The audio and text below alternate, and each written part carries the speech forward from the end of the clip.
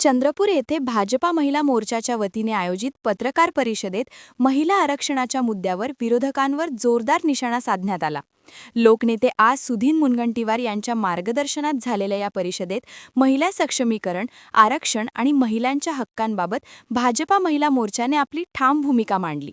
विरोधकांकडून महिला आरक्षणाबाबत सुरू असलेल्या कथित षडयंत्रांचा निषेध करत महिला हक्कांसाठी संघर्ष अधिक तीव्र करण्याचा इशाराही यावेळी देण्यात आला. पार्टी महिला मोर्चा चंद्रपूरच्या वतीनं आज आम्ही ते 16 आणि 17 तारखेला नारी शक्तीवंदन अधिनियम कायदा संसदेत माननीय पंतप्रधान यांनी चर्चेसाठी आणला होता आणि ते 2023 मध्ये सर्व पक्षांनी मिळून त्याला संमती दिली. पण आता त्यांना लक्षात आलं की आमच्याकडे बहुमत नाही आणि लगेच त्यांनी आपला पाय फिरवला आणि या भारतातील 50% आबादीवर त्यांनी ज्या महिला आहेत त्यांच्यावर अतिशय घृणास्पद असा आमच्या स्वप्नांचा चुराडा केला आणि या चुराड्यासाठी आणि या त्यांच्या निंदनीय कार्यासाठी या देशातील 50% महिला या त्यांना कधीच माफ करणार नाही आणि येणाऱ्या काळामध्ये त्यांचा रस्ता त्यांना दाखवून दिल्याशिवाय राहणार नाही. कारण सर्वसामान्य कुटुंबातील महिला या आमदार आणि खासदार झाल्या असत्या आणि त्यांचं प्रतिनिधित्व आणि त्यांची जबाबदारी आणि त्यांची सहभागिता ही तिथे गेली असती.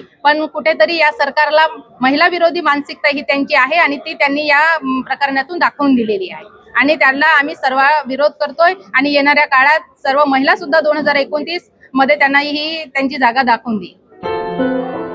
क्या हुआ बहू? माँ, पाइल्स की बहुत तकलीफ हो रही है. तो तुम गुदरोग सर्जन के पास क्यों नहीं गई?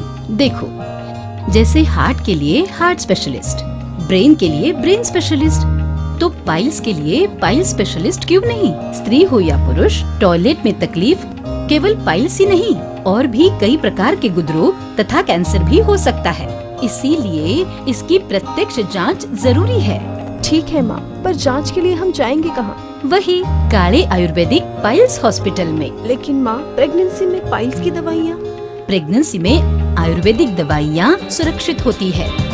जनहित में जारी. काले आयुर्वेदिक पाइल्स हॉस्पिटल, औषधि चिकित्सा तथा सर्जरी ट्रीटमेंट उपलब्ध. हमारा पता उमरेड रोड, दिघौरी बस स्टॉप के पास, नागपुर. अधिक जानकारी के लिए वेबसाइट पर जाएं kalepileshospital.com.